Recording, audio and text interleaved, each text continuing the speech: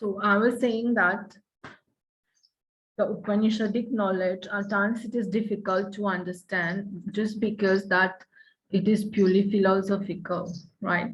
Especially we have these two Upanishads, which are the Brihadaranyaka Upanishad, Brihadaranyaka Upanishad, and the Chandogya Upanishad, right?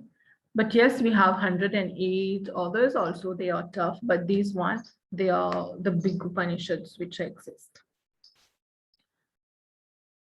The Upanishad has as content, they also explain the significance of several sacred syllables. You know, in Hinduism, there are syllables, many symbols as well.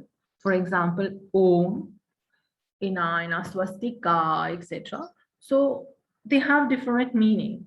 And you have also meaning or interpretation of verses. For example, the Gayatri mantra, which is the Om Bhur Bhuva Swaha, right? And the various topics are here. For example, cosmological significance, astronomy, astrology, everything, almost everything, they are there in the Upanishad, right? Now, the Upanishad provide foundation for the spiritual knowledge, right? The one who wants to be a seeker of truth will definitely need to learn to read the scriptures. If not reading, maybe language can be a problem because Upanishads, Vedas, they are written in Sanskrit language. Means, you know, they need to have a guru, a spiritual teacher who will teach all these things, all this stuff.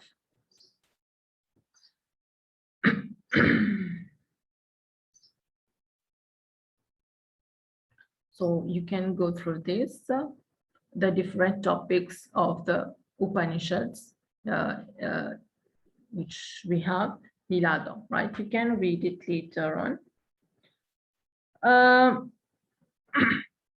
What is now the meaning and the concept of Shruti in Hinduism? Let's refer to the syllabus. You have the 4 Vedas. You have the Rig Veda, Samveda, Yajurveda, Atharva Veda. Right, the Atharva Veda deals with the magic, and also with medicines. What you call the Ayurvedic thing comes from the Atharva, right? Oral transmission of the Rig Veda, I told you that the Veda was given by God, right, to the sages through meditation. But now, how were the sages transmitting the knowledge? How were the sages transmitting the knowledge to other people? C'était orally. Everything was done orally. De nos jours, you have things to type, to write, but previously it was not the case. Okay, everything was done orally. The guru will sit to bans enfants pour assiser, and then the guru is going to recite, to talk, right? And what will happen? The students, the disciples, they are going to listen. Ce qui nous appelle, Shruti. Right. Maintenant, just to tell you, Shruti, you can write it like this, or you write it like this. Au fait, lo S là, si posé in un symbole là, then it becomes Shruti. Or you can write it in both ways. I prefer to write it like this more. It's up to you. Huh? Yes, I was telling you in the syllabus, yes, oral transmission of the Rig Veda. In fact, all the Vedas have been orally transmitted to people. Sorry, to the sages or to other disciples. I told you we discussed about the unusual nature and debated status of the Atharva Ved, qui fait ban scholars participer d'accord that the Atharva Ved should be considered a Veda, right? I told you that. We also saw the Samhita, the Aranyak, the Brahmana, and the Upanishads, right? Bon, the Upanishad là, au fait, les pas encore terminé. We need to go deeper in the Upanishad. We are going to do the, not today, of course, we are going to do the Isha and the Katha Upanishad, right? Now, the concept of Shruti and Smriti, this is what we will tackle now, right? Can I continue? Is it okay? Let me know if you have any questions so far about the Veda. You have the 4 Vedas, the Samhita, the Brahmana, the Aranyak. Do you have any question? No. Okay. Even if you think later on you have anything to ask me, you can message, right? You can WhatsApp me anytime. I will try to answer you as soon as possible, right? So we will see the concept of Shruti and Smriti. Now, we were saying that Shruti Vidyakwa, Shruti means actually to listen or to hear. That is, Shruti means that which is ou bien was heard. Shru means heard, iti means thus heard, right? So I said this part is not really so needed for you to, important for you to learn, but just know that Shruti means that which is ou bien was heard. C'est ça, même the tradition of the Gurukul. The Gurukul, in the Gurukul, you have the Guru and the disciples who were learning from them. And the disciples were learning through the Shruti tradition. That is, the how do you call it? The Guru, he just recite, he just explain, do commentaries, and then the disciples, they are just listening.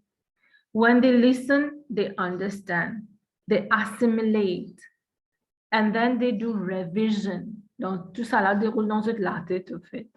There was nothing written or noted down. So, now, ici, Shruti, we are referring to the Vedas. If you remember, in the beginning, I told you the Ved is known as Shruti because it was heard, right, by the sages, okay, through God.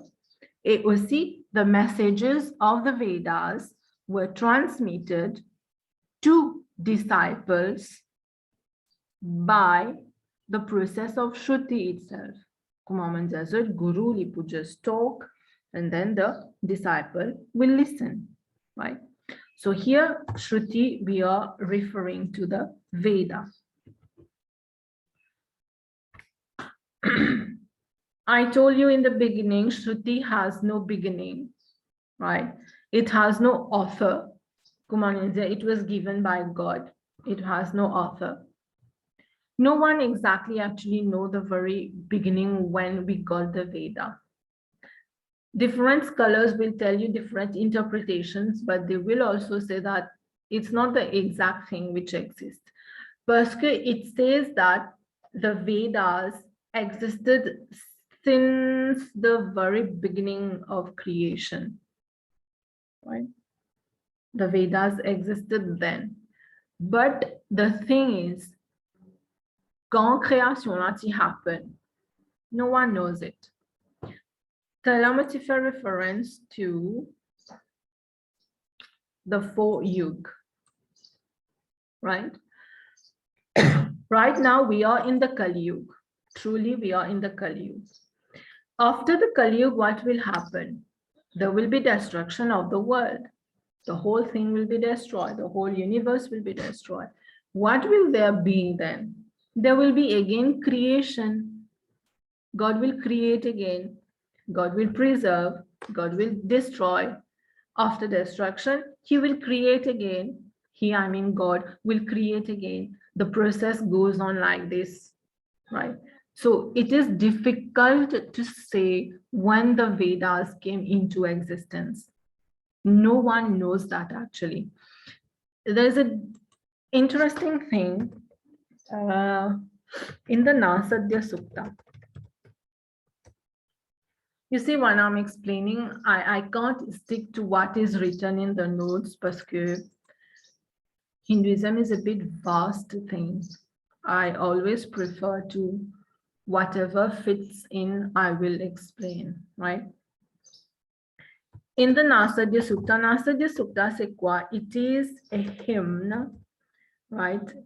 Sukta means a hymn, some verses, some mantras of creation.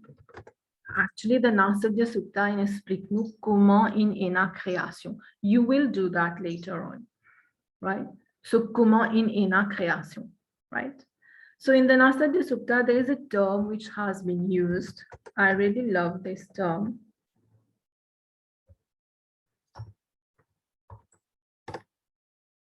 Ko-Veda. Ici, Veda doesn't mean the book, the scripture. Ko-Veda means who knows. Quand tu fais un devoir, you want to write this, feel free to write it, right? So Ko-Veda means who knows. Who knows when, where, how we got the Vedas, when, where, how the creation happened.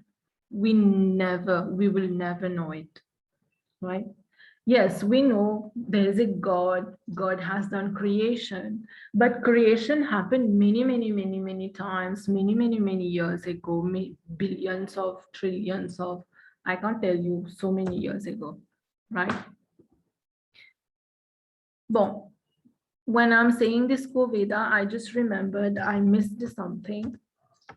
Ved comes from the word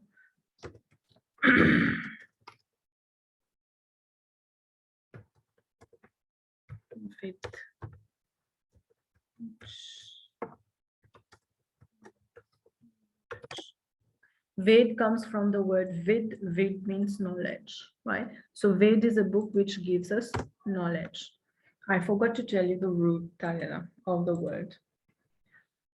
So I was saying that Shruti, that is Veda, Shruti, Ved, also Upanishads, to Saliputam, the Shruti. They have no author, right? So it is of divine origin. They have been heard from God, who is a divine teacher. God is definitely a divine teacher. Lui-même nous donne some messages of the Vedas. So he is our teacher finally. Right?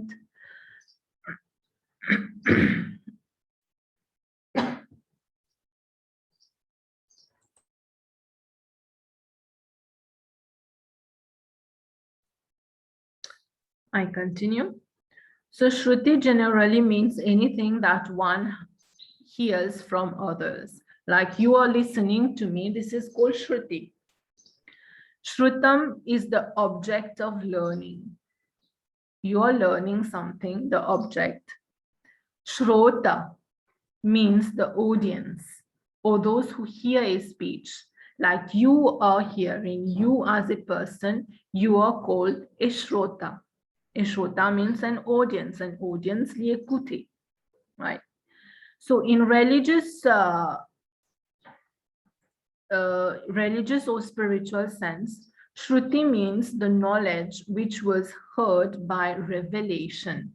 I told you revelation, that is the knowledge given by God, right? The Vedas are considered Shruti because they were believed to have been originally heard from Brahma. Brahma here, Brahma means the creator, Brahma. O God, the Supreme One, by the Vedic seers, just like I told you. Until 200 years ago, the Vedas were transmitted only orally by teachers to a student, right? By teacher to a student. Thus, Shruti means that which is heard from God or from a guru. If you learn from a guru, the guru talks, it is called Shruti. Mais pas oublier, the Ved itself is known as Shruti. Only the Vedas are considered as Shruti, only Ved.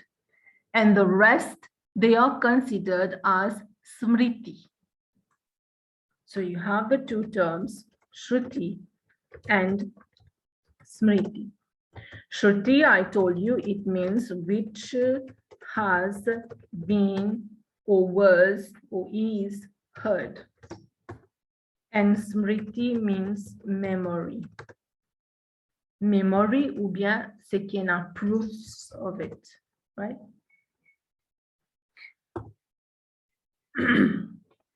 In the beginning, we had the Veda. Laisse-moi m'écrire comme ça plutôt. You have the pre-Vedic age. You have the Vedic age. You have the Puranic age. You know, the word Vedic comes from the word Ved, right? So you had the pre-Vedic age.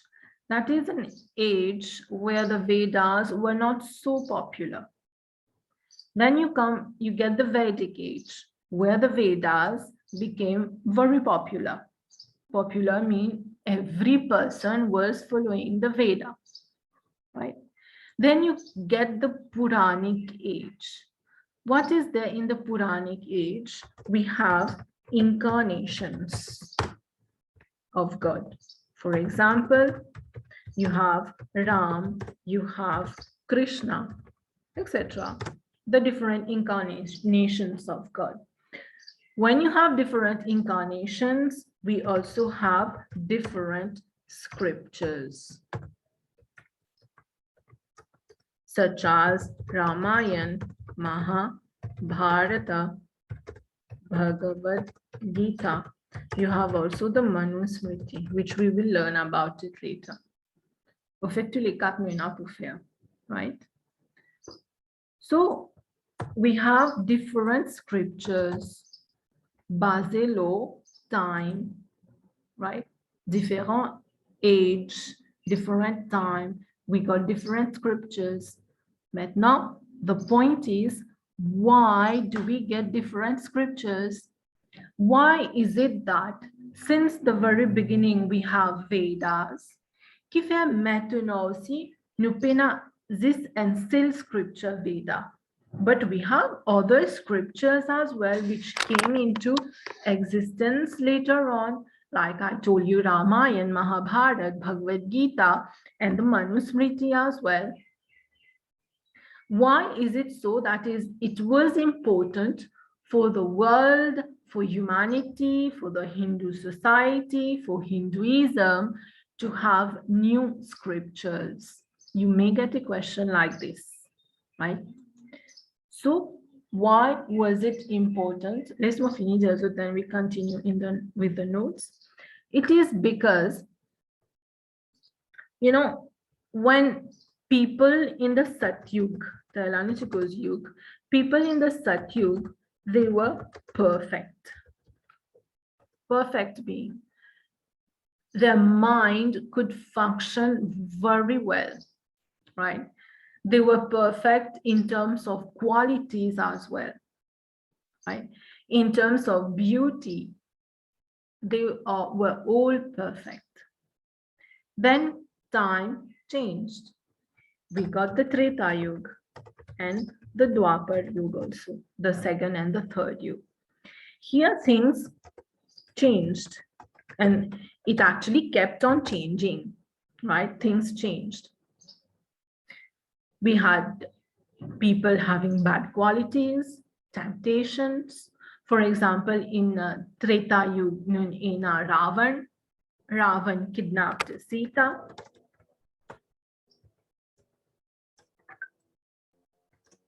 In the Dwapar Yuga, we have Krishna. In Dwapar Yuga, we have Krishna who killed Kans. You have Kans who tortured many people, right? So, malgré que Vedas étaient encore existé in Treta Yuga, Dwapar Yuga, people could not follow the Veda because it is bound. Time is bound to change. Time always move on. Time jamais static. It keeps on moving. It keeps on changing. So people, since their qualities have changed, their way of life has changed, situations même changé. So it was important for the scripture also to, moi pas pour dire changer, mais moi vous savez le mot modify. The scriptures needed to be modified. Why do I use the word modify? You can use the word change, no problem. Modified fits better here. Why? Because the Ramayana Kinvena, it is the story of Ram, the perfect one, doing good things, having a good life, saving wife, Sita, having a battle, the end of evil. C'est ça qui est dans Ramayana. Mahabharata aussi peut la même affaire. Almost. Bhagavad Gita aussi. Bhagavad Gita, c'est plutôt philosophie. Krishna donne message to Arjun. This is good, the right path, the bad path, and all. Manusmriti will talk about it later. So the content of the Ramayana, of the Mahabharata, of the Purans, 18 Puran, Shiv Puran, Vishnu Puran, etc.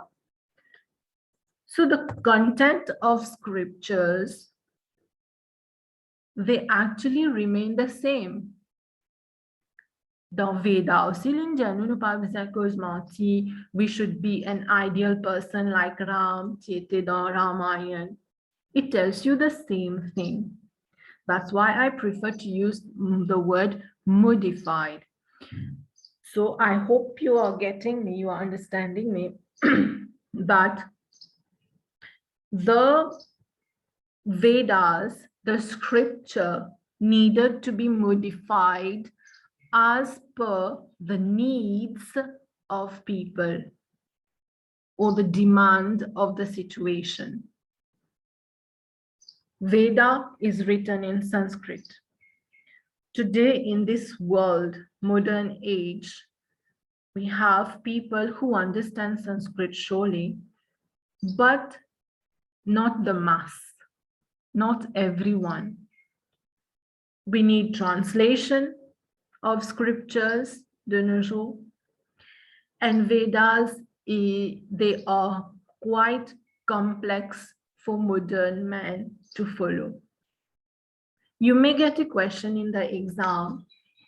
Est-ce que nous capables in this modern age, can we follow the Vedas as they are?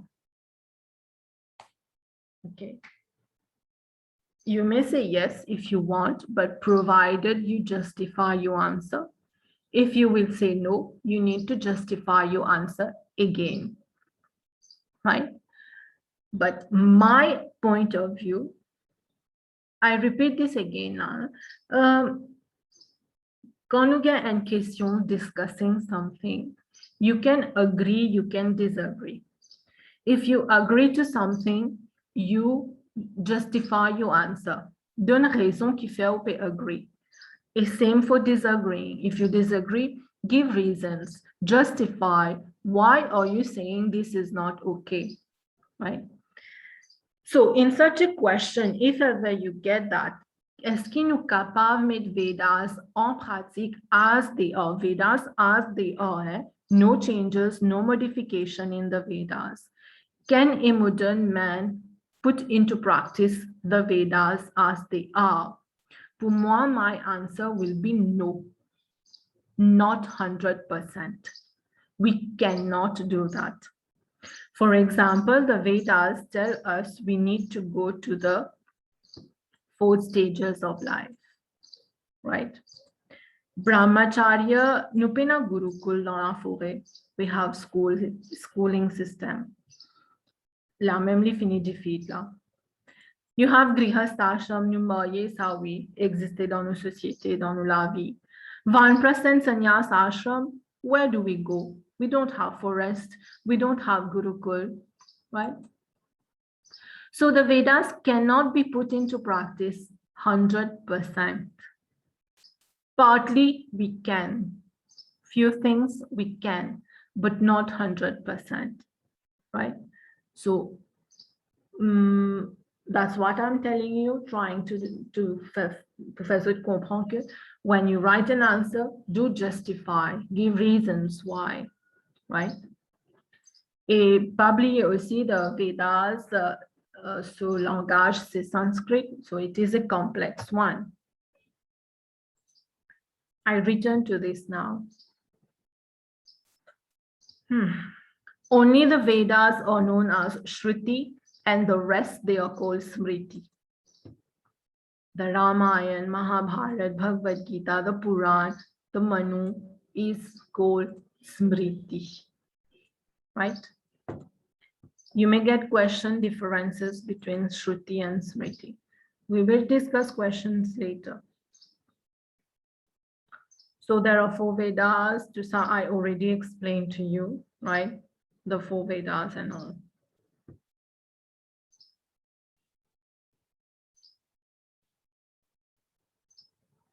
Now, we said the Vedas, they are Shruti, the Vedas are Shruti, and the rest, other scriptures that we have, they are known as Smriti, right? Now, which one is better than the other? Can I say Shruti is better, or will I say that Smriti is better? Bon, là, peut-être the answer, definitely, you can't say one is better than the other. We can't compare scriptures. It's not really that, because all scriptures give us knowledge, right? And knowledge, of course, it is valuable, whatever the source it is. Puvit is good knowledge. Huh? Just to tell you, we have 2 types of knowledge. I think Moko's beaucoup, huh? So while explaining, I always try to get other things to put in it, to explain in it. So sorry if I'm being a bit long. 2 types of knowledge. You have right knowledge and wrong knowledge, right? It exists. Ce qui fait mean, il peut faire ça après, right and wrong knowledge.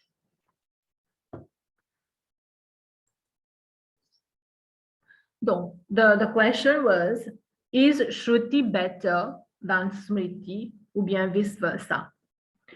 So there is actually no universal agreement to it. Which one is better than the other? Which one has a better status? Should I follow the Smriti? Should I follow the Shruti? It depends on the person. For moi, my experience, I don't have the capability to follow the Vedas as they are. I don't have it. I'm not such a type of person. Zodi and someone Kavinix, explique-moi Vedas in details, all the Vedas, kili consist, kili contain. After one or few days, I will forget everything. Our memory cannot load all these things. You will agree with me. Si nous pas reviser à chaque fois, you will forget. We know. So our memory, our mind, does not function to the fullest actually, right? So we are not like those perfect beings in the Satyug. Donc pour moi, I can't follow the Shruti as it is. Okay, 100% I can't.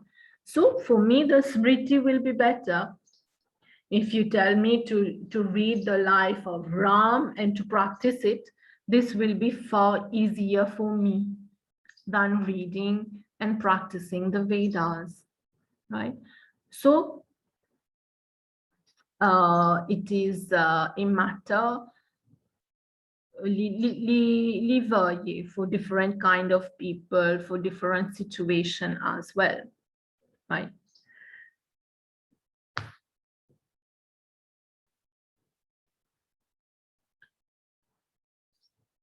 Right?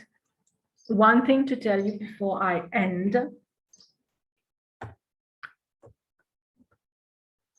Bhagavad Gita was given by Krishna to Arjuna.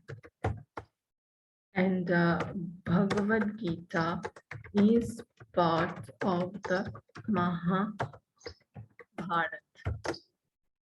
So you have the Mahabharata, where you have the Mahabharata war, etc. And when the war was about to happen, Arjun, who is a warrior, he tells Krishna, I'm not going to fight. Krishna, who is God, the Lord, gave him the message of the Bhagavad Gita on the battlefield, right? Now, my question is that since Bhagavad Gita was given by Krishna, who is God, est-ce que Bhagavad Gita, les Shruti ou bien les Smriti? Parce qu'il pas oublier, nous dire, Ved comes from God, from the Supreme, the formless one, and they were given to sages. So that's why they are Shruti. But the Bhagavad Gita also was given by Krishna, who is believed to be an incarnation of God, to Arjuna. Was given by Krishna to Arjuna. So, should I consider Bhagavad Gita to be Shruti or Smriti? Question mark. You may not answer this, or you may answer it. Some people, some scholars, they consider the Bhagavad Gita to be Shruti. Parce qu'ils vont dire qui dit ça, Krishna.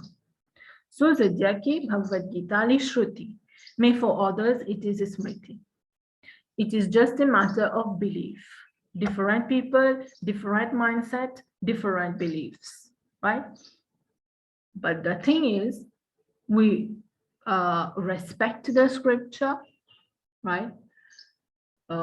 We do not deny the existence of the scripture. Nous pas un athéiste, mon père dit finalement. Right? We respect it. That is far more important than believing it is Shruti or Smriti, parce que it equally contains knowledge which will be helpful to us, right? So in the last part right now, I have tried to give you different ways how questions can come and how to answer as well, right? So with this, I will end here. I sincerely hope you have understood things. Next time, we will continue with Smriti, just going through what are the various kinds of Smriti. And then we will do Astik and Nastik, what you call atheism and theism and atheism. right? We will do that and this small nous continue our syllabus. I hope you have understood. As I told you, if you have any question, you can ask me now, or even if you are reading or revising something, if you have any kind of question, do message me. I will try to answer as soon as possible.